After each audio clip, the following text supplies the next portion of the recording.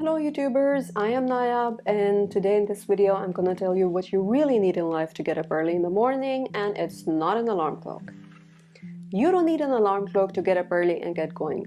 Granted, a physical alarm clock is an important accessory to have because it helps to bring you back in the world of the living by disrupting that sweet slumber, but it's really only just a small element in the bigger picture of you getting up and actually leaving the bed instead of hitting that very tempting snooze button. In this video, you are not going to learn about the kind of getting up where in a half-awake, half-sleep state, you reach out like a zombie for the snooze button every 5 or 10 minutes for the next 1 to 2 hours after the first ring of your alarm clock. In this video, you're rather going to learn about a scenario where you are not so dependent on your physical alarm clock and yet still manage to say goodbye to that unbelievably warm and cushy pillow every single time, only by using your own potential. For my first video, I chose the topic of what one really needs to do to master the apparently simple yet notoriously tricky task of getting up early in the morning, because I see getting up early in the morning as no small achievement. Getting up early means you have discipline. It means you have slowly begun to defeat laziness and take charge of what happens here within your mind. That you have the courage to say yes when your mind says no to leaving the comfort of your bed. Every morning when that alarm clock rings and wakes you up, pay attention. I say wakes you up. That's the alpha and omega of what an alarm clock is capable of doing, bringing you back to consciousness. Getting an alarm clock won't change your life. There's nothing life-changing about it. You showing the grit to shush your mind into silence and spring out of bed, it's your personal achievement. It's all you. And this achievement doesn't rely on getting an alarm clock. It relies exclusively on your mental toughness. Now let's go through different steps that, in my opinion, are truly worth considering if you are serious about transforming into a superhuman who manages to get up early without putting all their trust and hopes into a physical alarm clock. Before anything else, you must ask yourself this question: why is it important for you to get up early in the morning? You sure as hell wouldn't be watching this video if it weren't important for you. Now, I want you to dig a little deeper within yourself and try to find your why. Why does the desire to get up early overshadows the temptation to roll over and catch some extra snoozes? For me personally, I like getting up early because for me it is the first battle of the day. And when I win this battle, it already gives me an edge and sort of helps to set a positive can-do mindset for the rest of the day. I see life as too ephemeral. I mean, there's no pretending that we're God forever, right?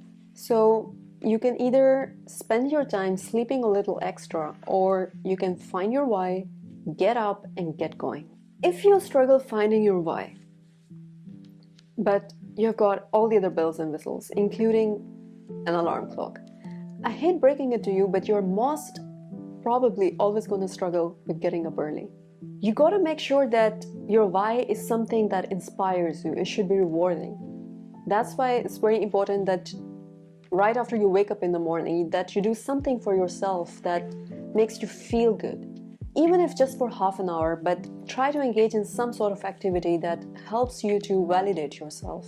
When I talk about setting goals or having something to look forward to that motivates you to get out of bed in the morning, I don't mean anything essentially extraordinary like going climbing mountains. It really could be anything. The size of it doesn't matter. It should just be able to inspire you. That day, when you finally stumble upon your why, your purpose, from that point onwards, you wouldn't be so maniacally reliant on your physical alarm clock to shake you awake. Your goals will be enough to help you get up and get going. Don't let yourself get frustrated if it takes you a couple months to find your why. It took me years to find my why, and still there are days when I really struggle to get out of bed, where it just takes mountains of effort to leave the bed and face life. But I'm remembering this really beautiful saying from Confucius right now, and it goes like this: it doesn't matter how slow you go as long as you don't stop. Now, Even if you struggle with finding a why that is so exciting, so magical that it makes you literally throw away the covers across the room, you can still manage to get up early by tapping into the resources that you already have, your potential, but haven't used yet. Which brings us to the next section of this video.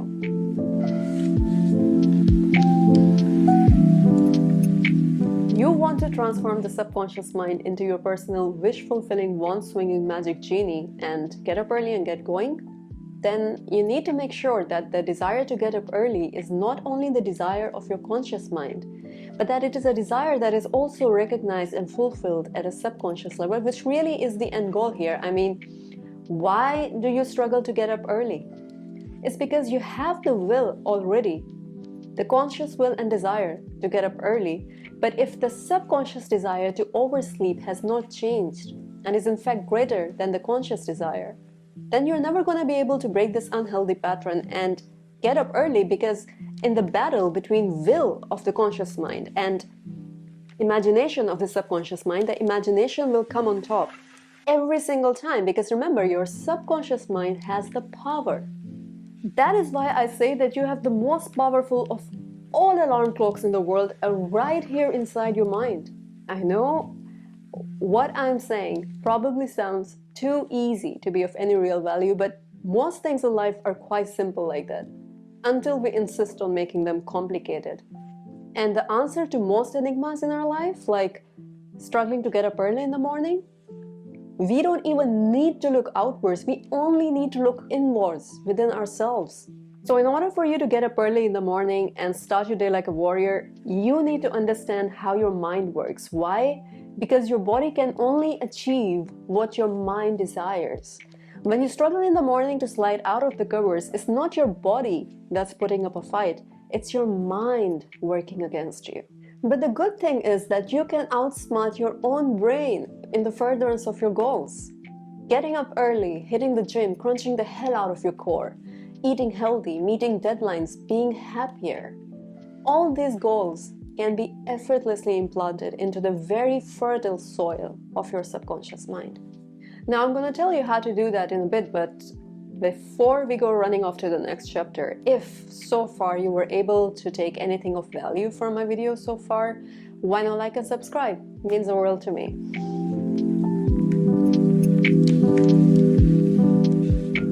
In order to implant the idea of getting up early into your subconscious mind, you need to make sure that you pick the right time of the day. Every day before you fall asleep and immediately after waking up, you get to use two small windows of opportunity where your subconscious mind is particularly receptive to hearing and fulfilling new ideas.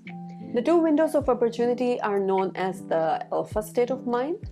Alpha is the mind state where the conscious mind is not so busy and loud and rackety, where it is starting to lose control and sort of slowly crawling its way into the background, while the subconscious mind is opening itself to you.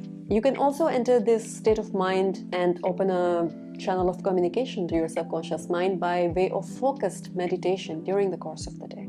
In order to realize the goal of waking up early in the morning, I want you to use your subconscious mind, ideally only when your brain is in the alpha state.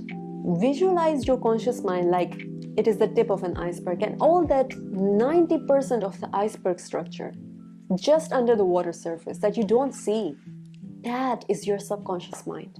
And yet, people underestimate the power of their subconscious mind because they only see what is above the water surface, which is only the tip of the iceberg. In order to lose the snooze in the morning, I highly recommend doing an exercise 2 times a day, just before you find yourself falling asleep at night and right after waking up in the morning. All you have to do is write a couple one-liners on a piece of paper in present tense. It has to be sort of sentences that affirm the idea of you getting up in the morning.